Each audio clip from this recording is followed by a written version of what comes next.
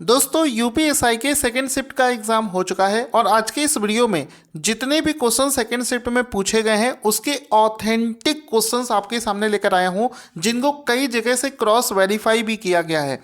यहाँ पर दोस्तों आपको बहुत सारे क्वेश्चंस नहीं करवाऊंगा क्योंकि बच्चों को बहुत कम क्वेश्चंस याद रह पाते हैं।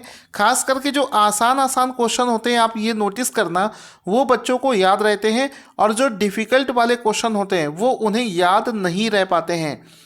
तो यहाँ पर दोस्तों आपको बताना चाहूँगा कि कई चैनल्स पर आपने देखा होगा कि कई बच्चे ऐसा भी बोल रहे हैं कि उन्होंने 140 अटेम्प्ट किए, कोई बोलेगा 135 अटेम्प्ट किए, कोई 130 बता रहा है। और चूंकि नेगेटिव मार्किंग इसमें नहीं है तो बहुत सारे बच्चों ने 160 क्वेश्चन अटेम्प्ट कर रखे हैं। लेकिन मैं जो पहली और दूसरी शिफ्ट के पेपर के लेवल को देखते हुए जो आज का अच्छा अटेम्प्ट है, वो जिस भी स्टूडेंट ने 110 से 120 क्वेश्चंस अटेम्प्ट किए हैं वो एक अच्छा अटेम्प्ट माना जाएगा, उसका पेपर बहुत अच्छा हुआ है। ठीक है, अब ये जो क्वेश्चंस हम लोग करने वाले हैं, बिना फालतू का डिस्कशन किए, बिना टाइम वेस्ट करते हुए डायरेक्ट हम लोग क्वेश्चंस करेंगे और इसका पीडीएफ भी रेगुलर बेसिस पर आपको टेलीग्राम पर दिया जाएगा। तो इसके पीडीएफ लेने के लिए टेलीग्राम को ज्वाइन कर लेना। जब तक ये एग्ज़ाम चलेगा आपको सारे क्वेश्चंस करवाए जाएंगे बिल्कुल ऑथेंटिसिटी के साथ में। तो सबसे पहला देखो प्रश्न क्या है आज का, कि ये क्वेश्चन पूछा गया है मुकुंदरा हिल्स से रिलेटेड। अब ये एग्जैक्टली क्वेश्चन क्या है ये किसी भी बच्चे ने नहीं बताया है, लेकिन कई सोर्सेज से पता चला है कि मुकुंदरा हिल्स के बारे में क्वेश्चन पूछा गया है।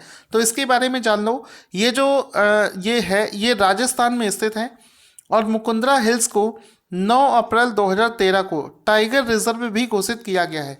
यह राजस्थान का तीसरा टाइगर रिजर्व बना है और इसको दर्रा नेशनल पार्क भी कहा जाता है। तो मेरे हिसाब से पूछा क्या होगा कि मुकुंदरा हिल्स जो है ये किस राज्य में स्थित है, तो आंसर हो जाएगा ये राजस्थान में स्थित है। इसके बाद में आगे चलते हैं।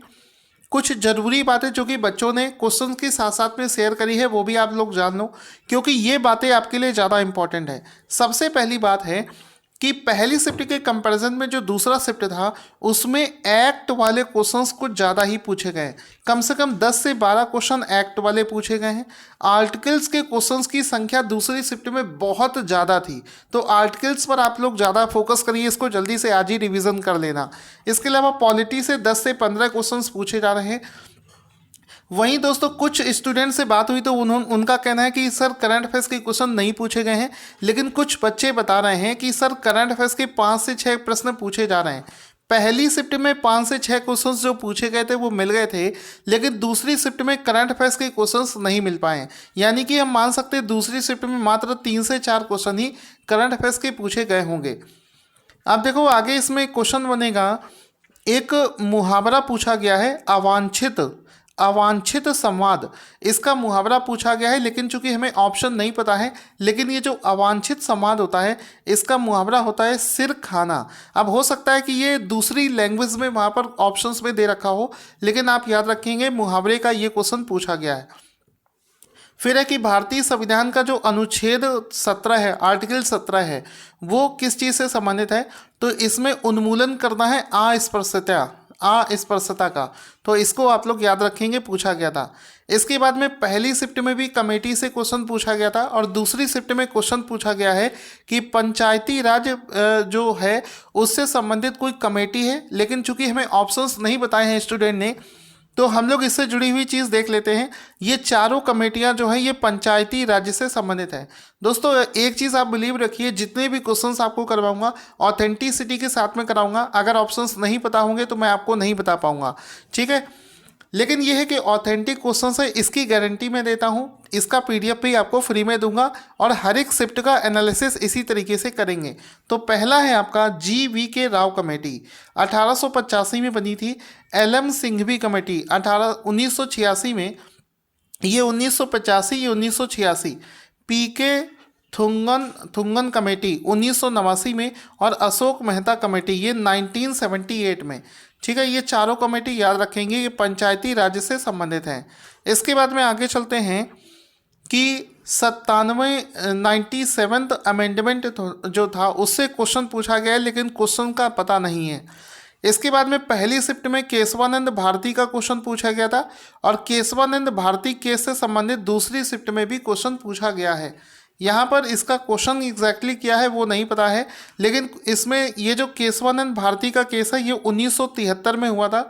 और ये कौन से राज्य के बीच में हुआ था? तो ये केशवानंद भारती और केरल राज्य के बीच में हुआ था, ये एग्जाम में पूछा गया था।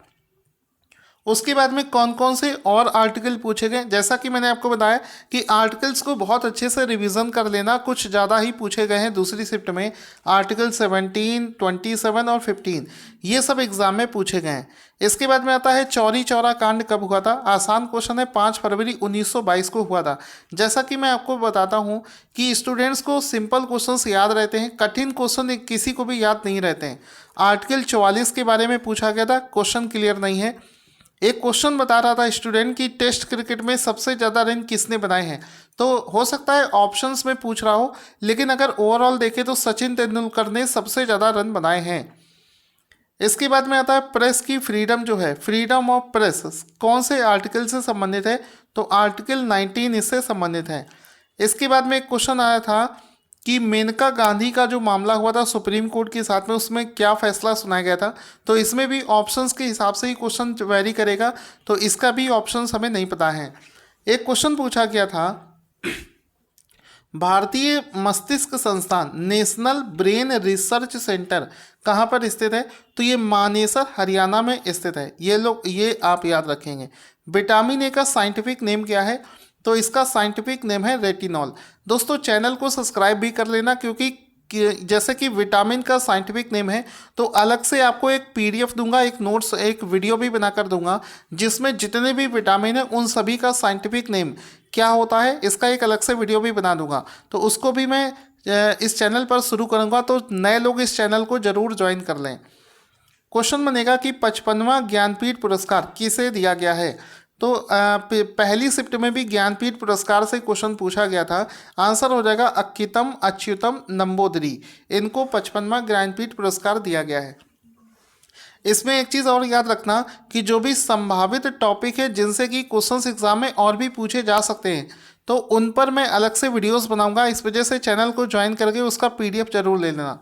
आर्टिकल 22 से क्वेश्चन पूछा गया है, आर्टिकल 136 और आर्टिकल 267 से क्वेश्चन पूछे गए हैं। पहली शिफ्ट में भी पूछा गया था कि CAG में कैग में कौन सा आर्टिकल होता है? तो आर्टिकल 148 होता है। आप लोग याद रखेंगे 149 नहीं होता है। मिस्टेक से मैंने फर्स्ट शिफ्ट में बोल दिया था 149, लेकिन इसका 148 राइट आंसर हो जाएगा। राम किताब पढ़ता है, इसमें कौन सा वाच्य है? तो इसमें कृत वाच्य है। रानी केतकी की कहानी के लेखक कौन है? तो ये जो रानी केतकी की कहानी है इसके लेखक का नाम है ईसा अल्लाह खां, ईसा अल्लाह खां, और इसको हिंदी की प्रथम गद्य रचना भी माना जाता है। तो ये भी आप लोग इसमें याद रखेंगे। इसके बाद में आता है प्रेमचंद्र का अपूर्ण उपन्यास कौन था? तो अपने जीवन के आखिरी समय में प्रेमचंद्र जी एक उपन्यास लिख रहे थे अपने जीवन के अंतिम समय में, जिसको वो पूरा नहीं कर पाए थे, उससे पहले ही उनका देहांत हो गया था। तो उस उपन्यास का नाम है मंगल सूत्र, और ऐसा माना जाता है कि वो अपने जीवन के ऊपर इस उपन्यास को लिख रहे थे। 1936 में इस उपन्यास को वो लिख रहे थे, जो कि पूरा नहीं हो सका था। इसके बाद में देखो खर का पर्यायवाची पूछा गया है, लेकिन ऑप्शंस क्या हैं उसके हिसाब से हम आंसर करेंगे। तो खर का मतलब होता है दूसर, शीतला वाहन, चक्रीवान, गधा और गर्दभ, ये इसके पर्यायवाची शब्द होते हैं। जंगम शब्द का विलोम शब्द क्या है? तो जंगम का विलोम शब्द होता है स्थावर। हिंदी बहुत ही स्कोरिंग है, जो लोग हिंदी में अच्छा कर लेंगे वो अच्छा स्कोर कर जाएंगे। क्वेश्चन बनेगा कौन सी भाषा हमारी 8वीं अनुसूची में सम्मिलित नहीं है? तो इसमें हम लोग ऑप्शंस के हिसाब से ही बता पाएंगे, बिना ऑप्शंस के इसमें भी नहीं बता पाएंगे। फिर है भारतीय संविधान में जो द्विसंसदीय सदनीय पद्धति है, लोकसभा और राज्यसभा, ये किस देश से प्रेरित है? तो ये अमेरिका से प्रेरित है। ये क्वेश्चन पूछा गया था। संविधान में समानता का अधिकार कहाँ पर है? तो ये आर्टिकल 14 से लेकर 18 जो है ये समानता के अधिकार से रिलेटेड है। क्वेश्चन है कि हिंदुस्तानी भाषा में किस भाषा का मिश्रण है? तो इसमें हिंदी प्लस उर्दू भाषा से मिलकर बना है हिंदुस्तानी। ठीक है। खर का पर्यायवाची, ये मैं आपको पहले भी बता चुका हूँ, ये दोबारा किसी बच्चे ने बोला था खर का पर्यायवाची। ठीक है, ये मैं पहले ही करवा चुका हूँ। क्वेश्चन है कि राष्ट्रपति और उपराष्ट्रपति की अनुपस्थिति में कौन कार्यभार संभालता है? तो सर्वोच्च न्यायालय का जो मुख्य न्यायाधीश है ये उसको संभालता है। अमावस्या का विलोम शब्द पूछा गया है, तो आंसर हो जाएगा पूर्णिमा। ठीक है, ये सारे क्वेश्चंस अगर आप लोग रिवीजन करोगे तो आगे आने वाली शिफ्ट में आपको बेनिफिट होगा। अंगारों पर पैर रखना, इस मुहावरे का अर्थ क्या है? तो जोखिम मोल लेना। इसके बाद में धन विधेयक कोई चीज़ है उसका निर्णय कौन लेता है? इसके भी ऑप्शंस नहीं पता है, लेकिन बिना ऑप्शंस के भी इसका आंसर दिया जा सकता है कि लोकसभा का जो अध्यक्ष है वो डिसाइड करता है कि कोई विधेयक धन विधेयक है या नहीं। इसके बाद में विलोम शब्द पूछा गया है अधुनातन का। अधुनातन का विलोम शब्द होता है पुरातन, ये भी आपको पता होना चाहिए। अब दोस्तों ये सब ऑथेंटिक क्वेश्चन है, कहने को और भी क्वेश्चंस करवा सकते हैं या बाकी चैनल्स करवा भी रहे होंगे, लेकिन ऑथेंटिक क्वेश्चन इतने ही हैं। साथ ही साथ में पहली और दूसरी शिफ्ट हुए क्वेश्चंस को मैं और रिसर्च कर रहा हूं। अगर हमारी रिसर्च के बाद में और भी क्वेश्चन हमें मिलते हैं तो अलग से भी मैं वीडियो बनाऊंगा जिसमें कि एक्स्ट्रा क्वेश्चंस की सारी सीरीज होगी। तो अगर आप लोग वो सभी वीडियोस देखना चाहते हैं तो चैनल को सब्सक्राइब कर लें और हमारे टेलीग्राम को ज्वाइन करें, जहां पर मैं इस PDF को फ्री में शेयर करने वाला हूं। Thank you for watching this awesome video.